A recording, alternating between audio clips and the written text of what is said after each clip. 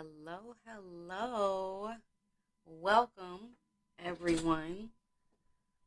I hope your day has been going well today. I know that mine has been recently back from vacation. Sorry that I didn't get to, have a good conversation with you guys last week. Your girl needed a break.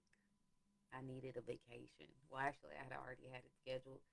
But I ended up going to Jamaica with one of my closest friends for her 37th birthday. It was a blast. I am way darker than I probably have ever been in my life, but it was worth it. And while I was on vacation, when you take the time to actually sit where you want to be, when you are focused on what is needed instead of like absolutely everything else, then there are a lot of good things that come from that. There are a lot of good things that come from sabbatical. Pastor Todd just came back from his sabbatical with Transformation Church. So, big ups to him. I understand why he does it, and I understand the value of what comes out of the time that you take for yourself. And while I was on vacation, of course, I was being an adult and I was away from my child, even more than what I usually am. But my vacation put me in the mindset to sit down and to focus and to look at, like, I come here, I show up, I talk to you guys, I try to help you guys, just move forward in life in a better way. Like, figure out ways to build strategy for a better you. And where all that was born from was me taking that understanding that I needed to do that for myself with all the transitions that I had gone through. And for me, I am very intentional about how I show up, especially when it comes to the lovely role that I play as a mother to my beautiful 8-year-old daughter. And just looking at like the intention that I have behind how I am with her, how I show up for her, how I do the things that I do for her, it came from somewhere. Before I was a mom, I was someone's daughter. I mean, I still am. My mom is still alive and everything. But in reference to, why we're having this conversation tonight, I started out where my child is right now. And while there are some similarities in the upbringing and the experiences and all that stuff, I'm different about wanting to make the most of it. I'm not trying to control situations. I'm not trying to control outcomes. I'm not really trying to um, fully steer the ship. I'm just in the back kind of controlling the rudder. So if you don't know what a rudder is when it comes to a ship, it is like if you don't have, you'll have the motor, you'll have the propeller, but if you don't have the rudder to kind of guide where the ship goes from left to right, then you'll more than likely just be going in a circle, or you'll go somewhere further than where it is that you wanted to be in the first place. So for me, I understand, and I was kind of blessed, to not have to have some of the phrases that I'm going to mention during this conversation, like kind of said to me. There was one, but I've heard like other topics and other phrases that people's parents have used towards them that they've used towards their kids now. So I just want to dive deeper into that and just really start to dispel and reshape this original programming that has been passed down time after time, generation after generation, circumstances to circumstances. Like we're in a whole different way of life now. Like I am, the way my life is completely different from my great grandparents, which is completely different from my grandparents, which is different from even my parents, which is different now from the childhood that I even grew up in. And having that understanding and that realization is just like I want to be able to equip equip, I'm sorry, my child, my future children, my children's children, and their children with better opportunities and better mindsets at a young age or even before they've even come into this world to go at this thing called life a little bit better, a little bit differently. So tonight we're going to talk about just five reasons why you should be your child's friend. Um, Before I even really get started, one, let me say hello. This topic is very passionate to me, so I didn't come in like I normally do. I am Coach Nicole Latrice. I am the founder of the Working Progress, which is a part of the community that you are entering into now. So welcome. I am a vision strategist and I am a certified mindset elevation coach. So what pretty much all that is vision strategist is I challenge people and I get people to look at things from a different perspective. Now, it's not necessarily to say that you have to do it that way, or if you don't, then you won't get to a better place. It's just like, why not think about the possibility of something different? If you can take even a little nugget of that different mindset or that different thinking and apply it to your life and where it is that you want to go, I can guarantee you that it will take you somewhere further than you even thought that you could go. The mindset elevation, it kind of plays the same thing. It is,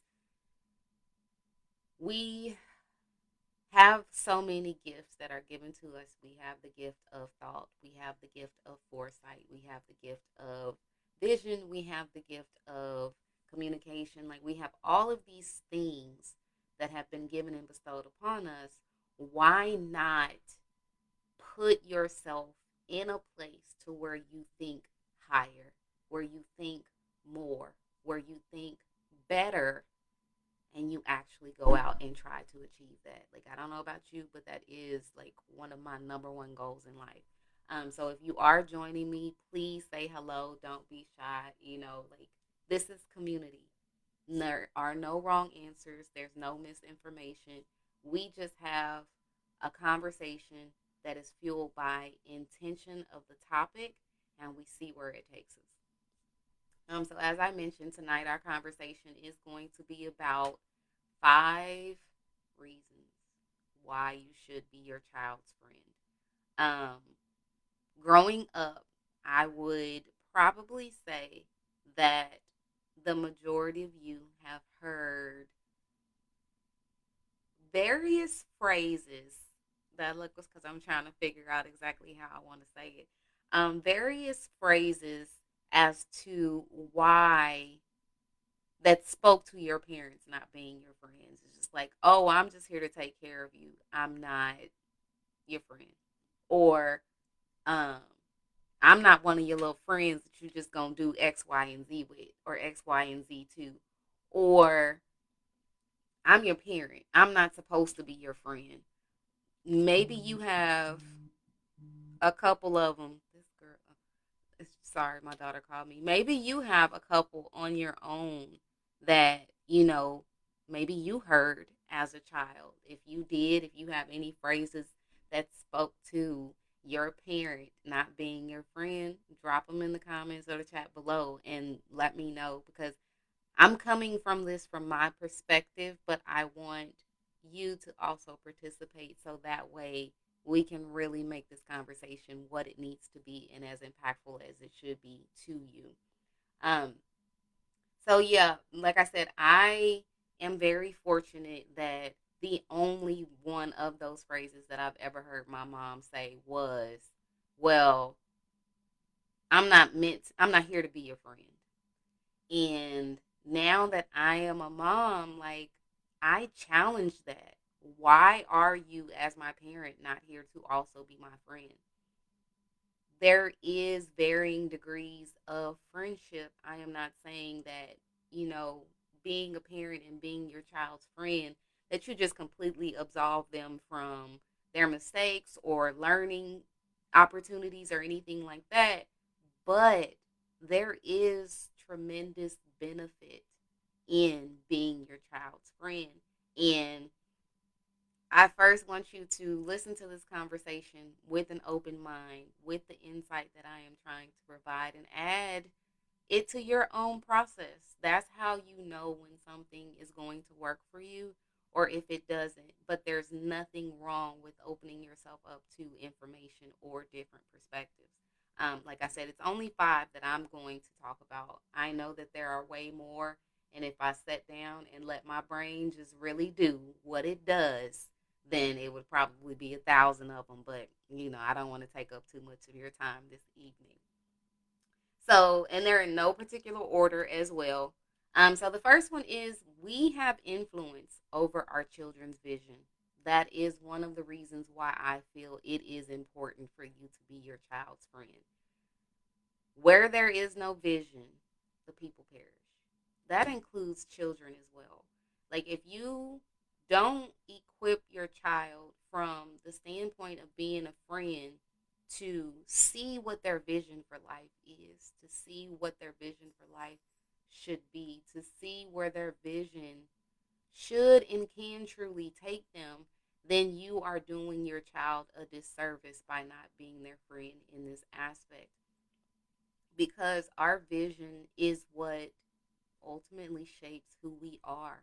I mean, we have experiences that we go through in situations that we explore, but having the vision, even in those situations or even in those experiences, is what takes us further and further. It is what propels us, it is what drives us, it is what keeps us moving forward despite all other odds. If you don't sit down with your child and explore their vision, explore the opportunities of how they see themselves, then they will start to see themselves from everyone else's eyes and everyone else's perspective. And I know it can even be said that, well, Coach Nicole, with what you just said, the same thing could be true. Yes, because influence has a major impact when it's utilized properly. So if you are intentional about, like, think of your child's vision as a flower, right? So anybody who is a good horticulturist, try to say that super fast, you know that there are steps to a flower or a plant coming into its truest form and blossoming and surviving and growing and thriving. Your child's vision is no different. It starts out with what you expose your children to at even a young age. Babies are constantly learning, even when they cannot articulate it, even when they cannot reciprocate it, even when you think that they are not taking it in, they are. When you expose your children to the right things early on, that shows the intention to cultivate who they are going to be. Um, Mickey Mouse Clubhouse, Paw Patrol, flashcards, music, the stuff that you watch on TV, the things that you say, all of that is exposing your child to an additional level of information, which, even in their basic processing capabilities, they're transforming it into something. It is being stored if it's not utilized, and it will be something that will possibly come up later on in their life. So, working with your child at a young age, you have to lay a good foundation. It has to be done upon good ground. Crafting your child's vision and working with them to cultivate it, it has to be done on good ground. So that's the soil level. If your composition is good, if your it's not components, if the items that are in the soil, so the natural sediments, the rocks, things like that, if they are beneficial to nurturing the environment that that plant needs, i.e., your child needs, then it's going to thrive, it's going to survive. So once you know that you have the good foundation, the next thing is to plant the seed. Planting the seed when it comes to your child's vision is what you say, what you say around them, what you say to them, what you show them, what you help them with, what you don't help them with, your presence, your lack of your presence, like everything that you do once you have children and you are a parent who's actively around your kids start to take in and absorb so much of who you are. Like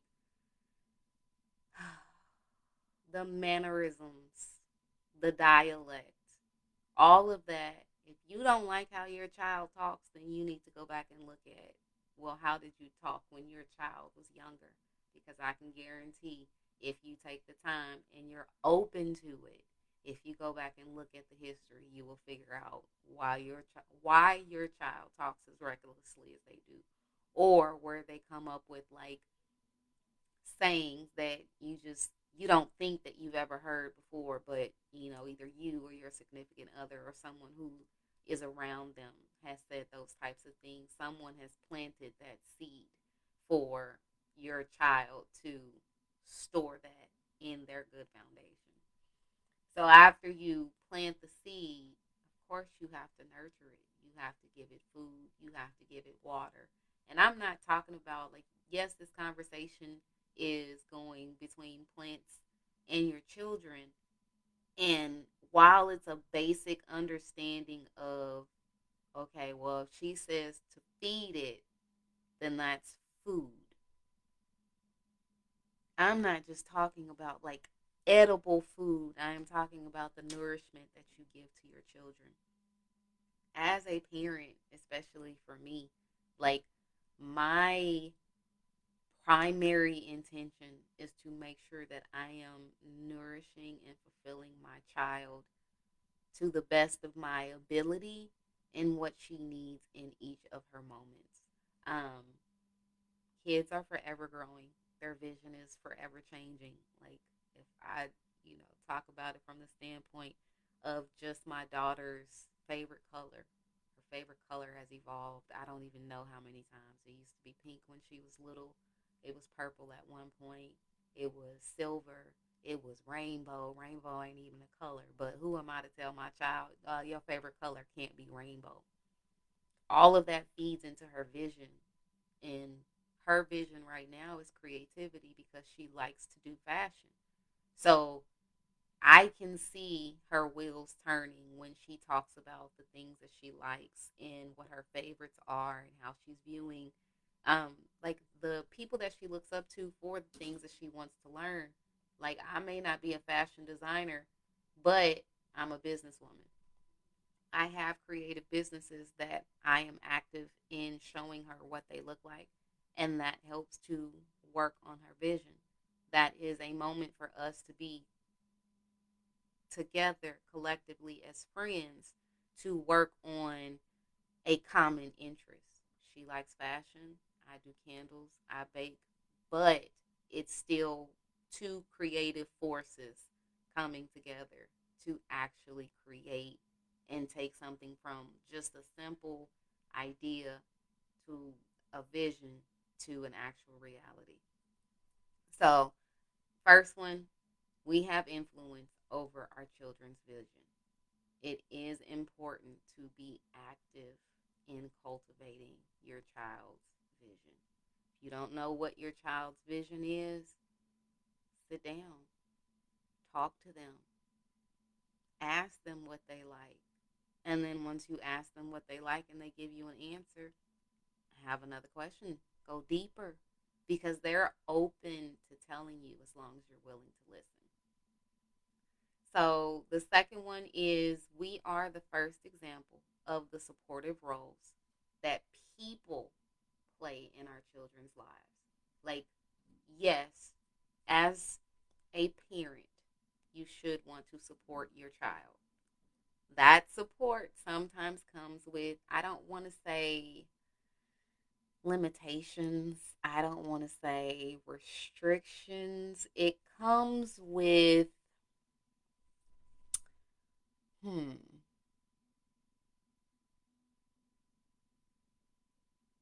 it comes with care. I'll say it like that. As a parent, I don't foresee, or is my hope that none of you would just blindly give into your children. Like for my generation, there were more of us without a two-parent household than there were with. So I have seen in some of my clients, as well as some of the people that I know, that one of their motivating factors in life, once they have children, is that they want to give their children what they didn't have. And while I commend that, there still has to be levels to it. Like, I don't feel like you should just blatantly give your child anything and everything that they ask for, because when you do, you're raising them to be in a position to where they expect the same level of support from everyone around them, but everyone around them may not be in the position to offer them such support. The second thing with that is you are raising them to not look to support necessarily themselves or to be in a position to support others. Like for me, my mom, she did the best that she could. She was, a single mom raising two kids. Me and my brother are like 3 years apart. She worked two jobs. Um, my grandparents had a hand in raising me. My aunt had a hand in raising me. So for me, I never, and I still don't, I never held it against her. She literally did the best that she could.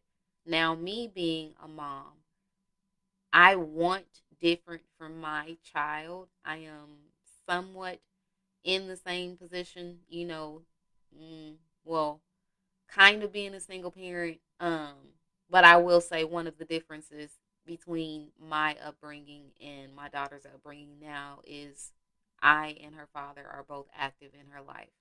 We live in two separate states, but we are still both just as active in her life as though we were in the same state.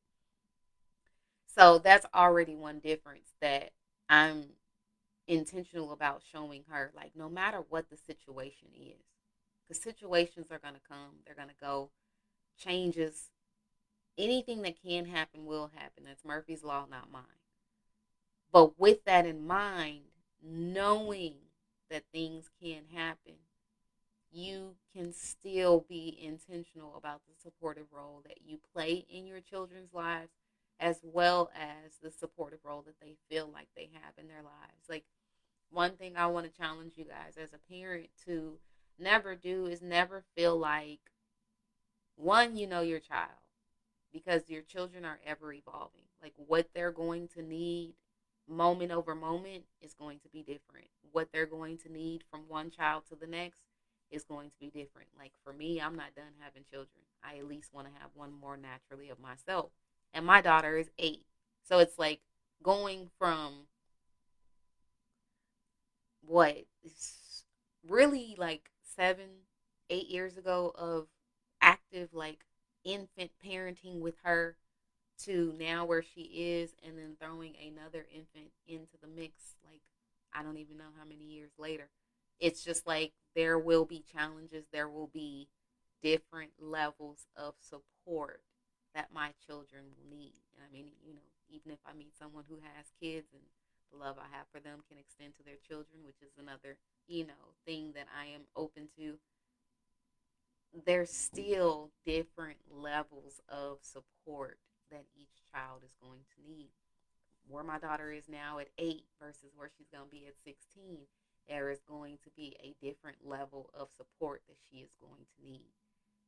I understand at the same time that even in me having to offer my child different levels of support, she needs different types of support from other people as well. It can't just be my support because I, for the most part, am a very, not very, but I am more of an emotional person. That's where I start from. So, and I can see that she is the exact same way. So, in me understanding that about myself, I can offer her emotional support as she continues to grow and gets older. And then, sometimes she does it back for me, and it's just like, she doesn't fully understand what's going on, but she understands enough to say, well, my mommy doesn't feel good, or she's not happy, or she's hurting. Like, let me hug her, let me hold her hand, let me. Sometimes she be rubbing my face, and I'm like, girl, what are you doing? But that's her way of offering me support because she has seen and has been exposed to the support that has been around her. So keep that in mind. Like, the adults, including yourself, that you allow access to your children are the first examples of the types of supportive roles that people will play in your children's life. So that's number two, like, of the five reasons why you should be your child's friend. Third reason is being a friend to your child helps you relate more during the challenging times. Challenging times, as I said a moment ago, we cannot escape them. They are inevitable. They are going to happen. But if you can operate from a space outside of the challenging times where you are a friend to your child, then you will be able to relate more as a friend to them in the challenging times. And it may surprise you that you might actually get more information that you're looking for. You may get like a closeness. You may get access that they're not looking to offer anyone else. But because you came down a level from the parenting level to the friend level, and you just talk to them, you relate to them, you express to them, you show them your humanness, I guarantee that it will show them that it is okay to do the same in return. Because all we're trying to do is, we're humans. We just want to feel safe and protected and cared for and not judged when we have to show more of our humanness. Like, we're already hard on ourselves 9 times out of 10. A lot of us do it in silence. A lot of us, like, we get so programmed to go through this thing called life by ourselves. We should not be doing the same thing to our children as well. They need us. We need them. We actually need each other. I will preach this until I am 105 and on my way out, but I'm still going out kicking and screaming. We were not designed to do this thing called life by ourselves. Like, I know some people get comfortable with it, and some people look at other people's lifestyles and they're like, ooh, okay, they doing it, so I'm going to do it too. But if you go back to biblical times, you have to look at Noah and the ark. What is the whole thing behind that? The animals went into the ark two by two. We are meant to be in community. Community, it's like a tree. It has a whole bunch of different branches. You have the community with your friends. You have the community with your coworkers, if you like them. You have the community with your children. You have the community with your church. You have the community with your spirituality and your religion. If you believe in God or Buddha or anything else, you have connection and community with that. But a lot of times, just being human and going through all the things that we go through each and every day, we don't take the time to give when it's due.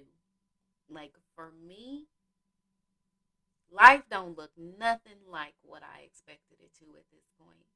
And that's also because I never really looked at what I expected life to look at this point,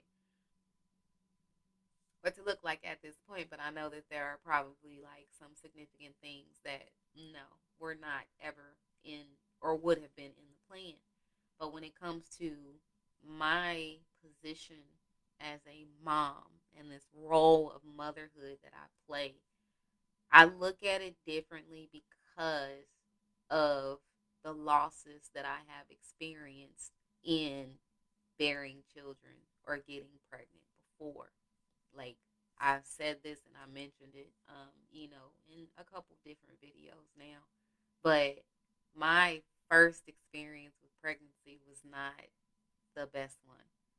Between the situationship that I was in that allowed me to get pregnant, and then it wasn't even a full relationship, so I didn't have that support from that person. Come to find out, they had a whole other situation, the same exact as me.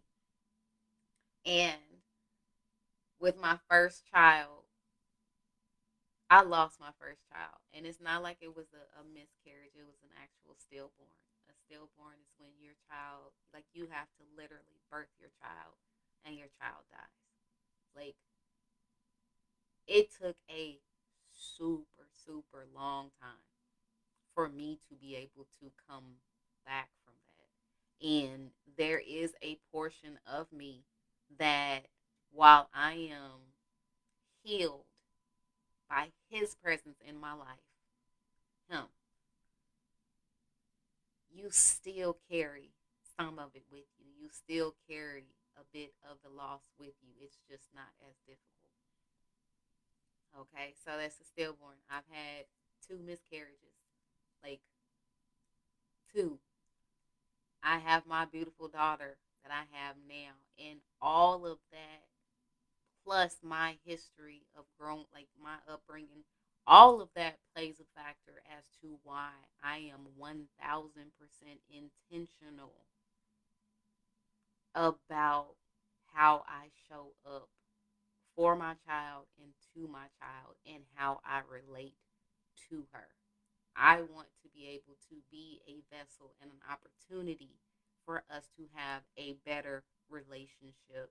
And then she go out and she do the same, and we just keep this thing going. And before you know it, like my bloodline is doing it completely different. But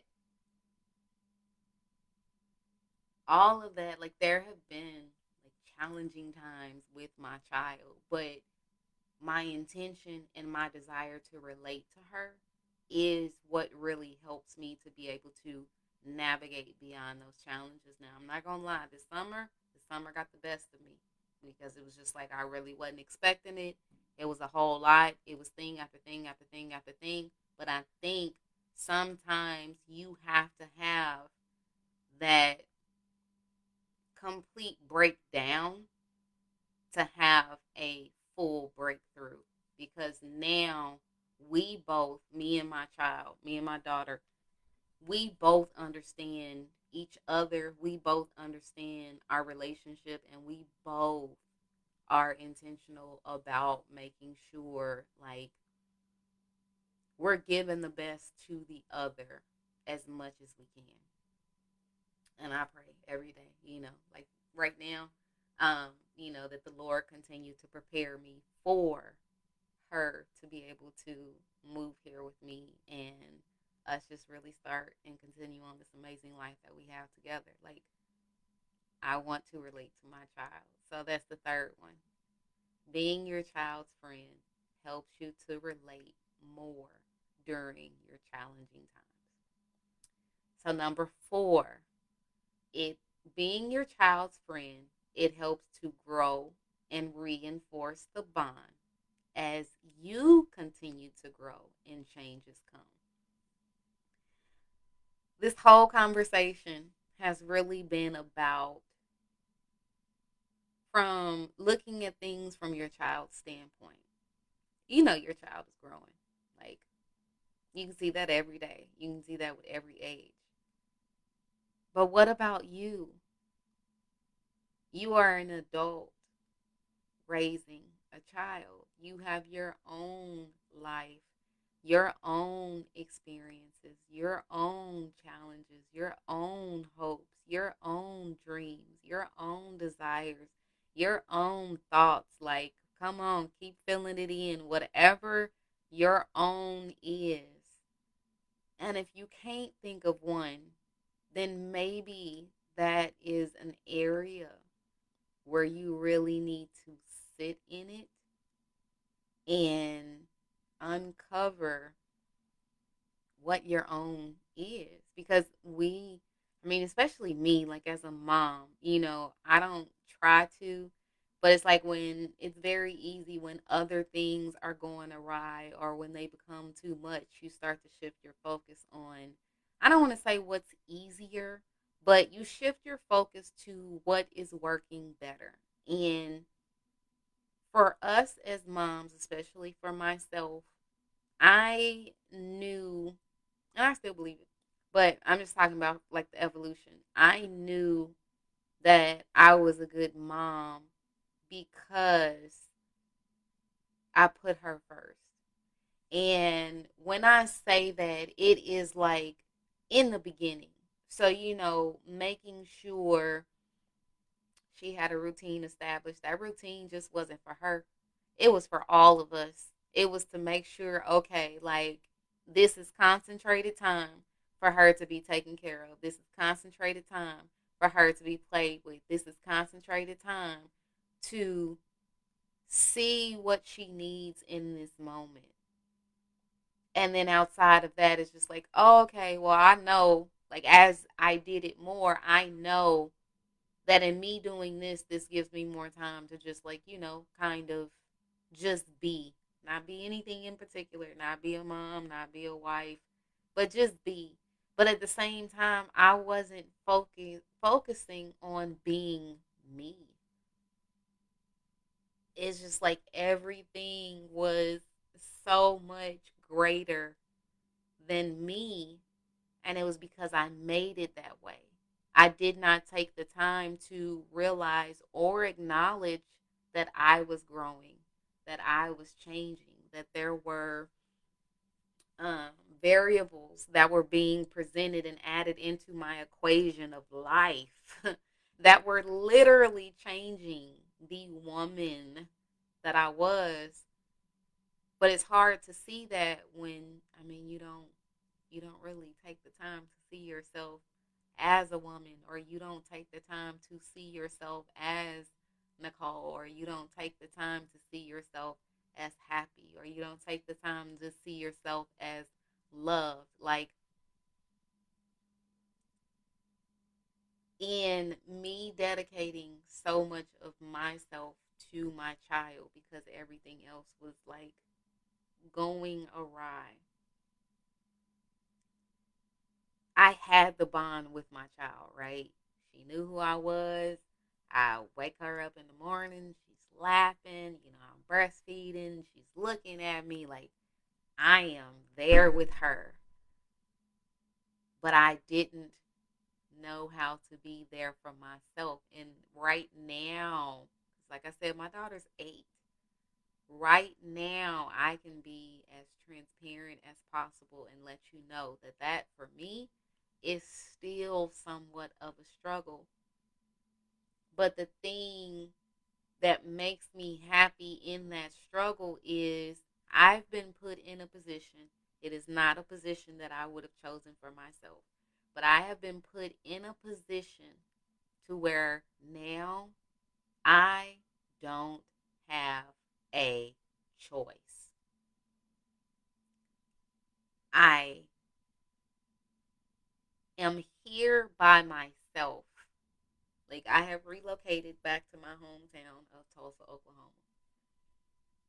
I live by myself, but I don't live by myself. Like, me and my brother, we reside together for right now.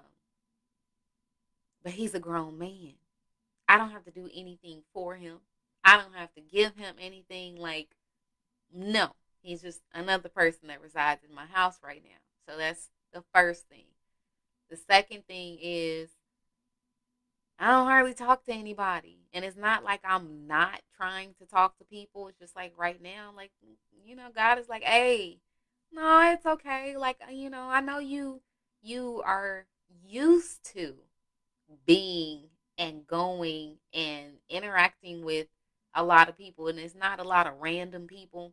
But I say that from the perspective of like my life used to be like more active outside. So going out to the club, going out to restaurants, hanging out with people, like,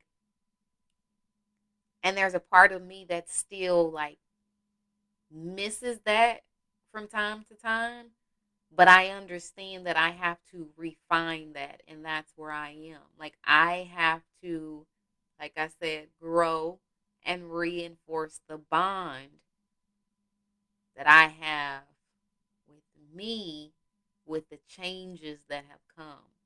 And in me living through this, understanding this, and being very mindful of what I need in this season and in this moment, in this part of my transition, then I can have um, better resources to be able to relate to my daughter when or if she ever has something that is the same or similar.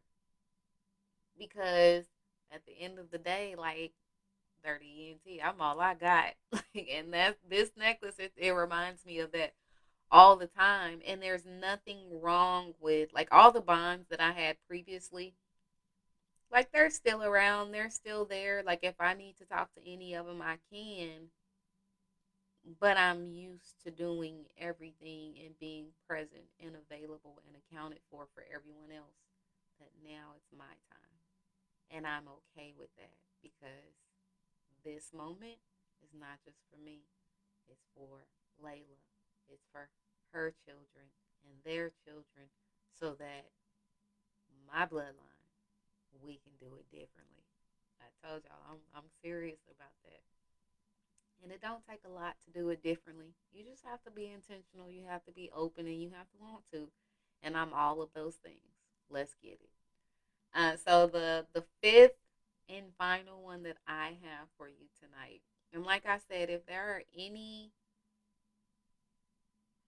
reasons through this conversation, through your own meditation, through your own personal reflection, that you feel it is important to be your child's friend, hey, hit your girl up.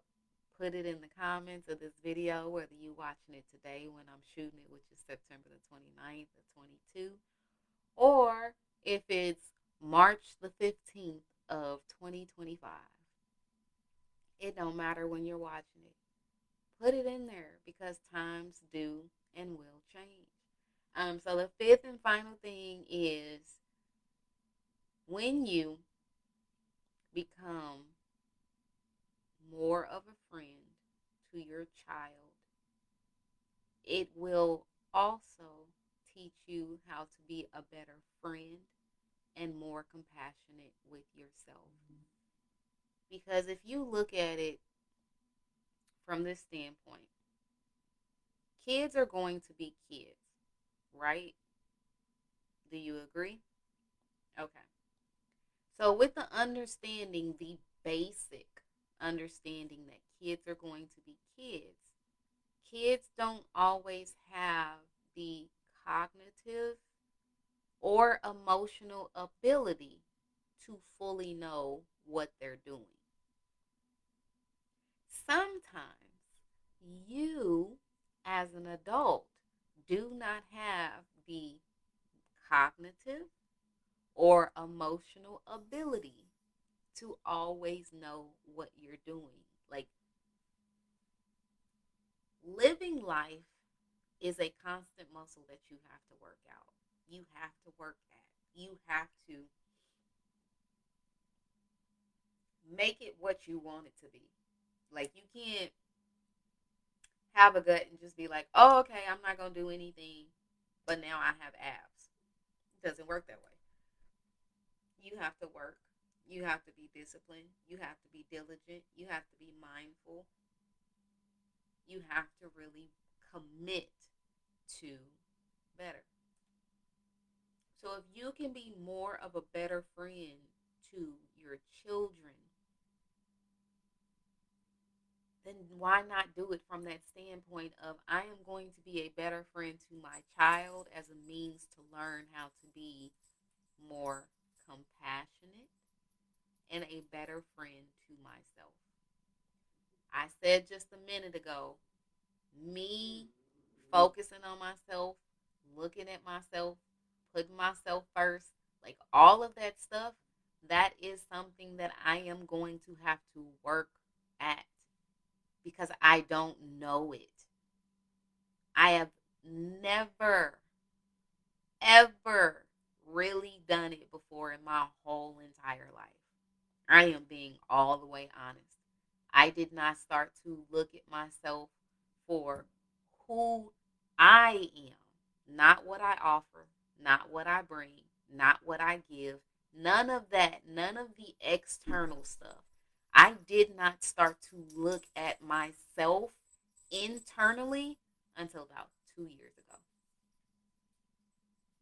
Now, I don't know if y'all have watched my other videos. I am, as of recording this video, I am 38 years old. That is 36 years of life that I have not for once really spent for myself. I had a little pocket in college where it was just like I was by myself, but I was still going out. I was still being around people. Like this season right now is literally just me.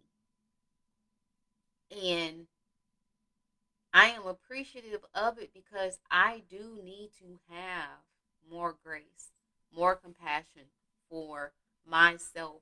And I really utilize my desire and my intention to lead in love when it comes to my child, to be more graceful first with her as the practice for me to do it also for myself. And then at some point, because God is still doing the work on me. At some point, I will be able to have that as a first. See, he's testing me right now. He's like, "You talking about this, and you got this dog who keeps shaking with its collar on. Like, what are you gonna do? Are you gonna be graceful to Coltrane, or are you gonna talk to him crazy? I'm gonna let him make it.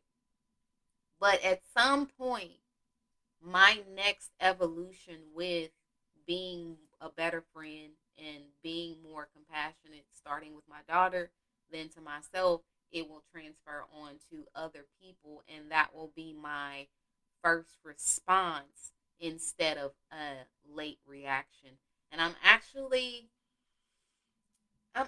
kind of working on that. I do have like a couple relationships that lately they have been very challenging because of who I have evolved into being, not only physically but in my mind and in my heart. Like when you transition from a relationship, you you can't help but to blame the other person. And for me, it's not my marriage. I've already, I stopped doing that a long time ago because I did play a part in, how we got to where we are now. But it is also in friendship, because friendship to me is no less than an actual intimate romantic relationship, because friendship is supposed to be more of an all encompassing, a more of a blueprint of unconditional love, because it's your friend. You know what I'm saying? So it's like if that's your friend, while you may not like or accept what they've done or they've said, you cannot transfer that off onto the actual person as a whole. I had a saying on vacation where it says, players F up. I'm not gonna cuss on her. It says players F up even on vacation. And now in having this conversation, it's like, okay, well, that's kind of, a little bit of an excuse because, Nicole, you're intentional about being mindful at all times. So, how can you discredit the behavior or the mindset just because you're on vacation as opposed to how you are all the time? That to me translates to, okay, like, are you being the best friend? Could you be a better friend in this moment? Could you be more compassionate? Could you be, extend more grace? Could you, and this one is really big, and I'm gonna figure out the right conversation to have it, but like truly accepting someone for who they are. Do you feel like you can truly accept someone for who they are? Do you feel like you can truly accept your kids for who they are? Do you feel like you can accept your romantic partner for who he or she is? Do you feel like you can accept your pastor for who he or she is? Do you feel like you can do that for yourself? Because there's a completely different level of life that is unlocked when you practice accepting people for who they are. Accepting people for who they are yields more compassion, more grace, more understanding. All I'm trying to do in this world with the time that I have left on my life is practice more of what Dr. Stephen Covey says. Seek first to understand and then be understood. Acceptance is a part of that. You can accept someone for who they are, but not accept the behavior that they chose to display. You can accept someone for who they are, but not accept the choice words that they had to say, or the lies that they told, or the lack of mindfulness. Like, we as humans, we need to practice more acceptance of who people are as a means to achieve who we're meant to be. Because you can't sit up here and not accept someone for who they are and then feel like you're the best person in the world. Because what goes around comes around. If you've watched any of my videos, energy elevates and changes energy. The energy that you put out is the energy that you will receive at some point. The energy that you say you're giving, but you're not 100% intentional about, if that's the energy that you're actually giving, there's going to be something different that's going to come back to you than what you expected. So keep all of that in mind for this fifth point. Like, really, when you are intentional and you strive to be your child's friend, you are actually developing a greater sense of you because you're understanding how to become a better friend for yourself as well as how to be more compassionate with yourself. We are only human. We are not meant to be perfect, but a lot of us try to live a perfect life. A lot of us try to be perfect parents. There is no such thing. Life is a constant set of evolutionary steps. The person you were yesterday is not the person that you are today. The person that you were before being open and listening to this conversation is not the person that you will be tomorrow. Like, even if you don't take in everything that I said in hearing my words, there is something, there is some sort of evolution that is going to occur. It may not be now, it may not be tomorrow, but you've opened yourself up to this energy and to this conversation. So let me know what results. Let me know what happens. Let me know in what ways, do you feel like you've evolved after this conversation? What do you feel like you look at differently after joining me in this conversation tonight? Like, real talk. Like, don't be shy. Don't well, you didn't teach me nothing or anything. I'm not here to teach. I am in this conversation. I'm not here to teach. When you sign up to work with me, that's when the teaching begins.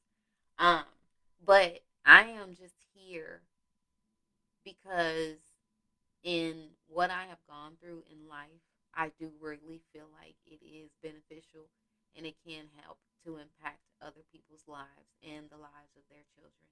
And that's really all I'm wanting to do. So let me just leave you with just a couple questions before I wrap up. I got like 5 minutes. So in this conversation, like I want you to sit and I want you to think about like what do you need more of in order to be a better friend to your children? Do you feel I guess I should start, but do you feel like you need to be a better friend to your child? I asked my child just like actually before we got on this conversation, like does she feel like mommy is her friend? And she said, yeah. Now I ain't a killer, but don't push me. Like I'm still a parent at the end of the day. But there are moments where I actively have to be a parent and moments where I could be more of a friend and just like hang out and watch movies and she wants to paint. So that's how she feels like I can relate more to her as a child. And I'm open to it. You just gotta figure out the right painting thing. So that's the first one. Like, what do you feel like you need more of to be a better friend to your child? The second question is, what support can I offer to you to be more of a friend to your children or even to yourself? Like I said, we all have a journey.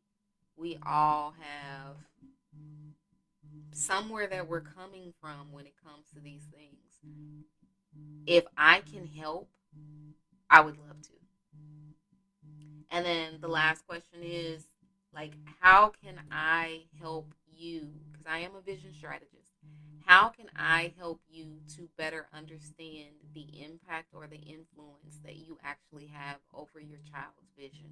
Because if you don't take the time now to realize that you are super impactful and super influential on how your child sees themselves, how they see you, how they see the supportive roles of the people in their lives, how they're going to see themselves in this crazy world that at some point they're going to be left in, then you're not doing them any service. So how can I help you with that? I'm here for it. Let's connect. Let's make a plan. Let's figure out like how can you not only build strategy for a better you, but how can you build strategy for a, a better life for your children as well? So with that said, think on everything. If there's any way that I can connect and support you, I am open. I am here.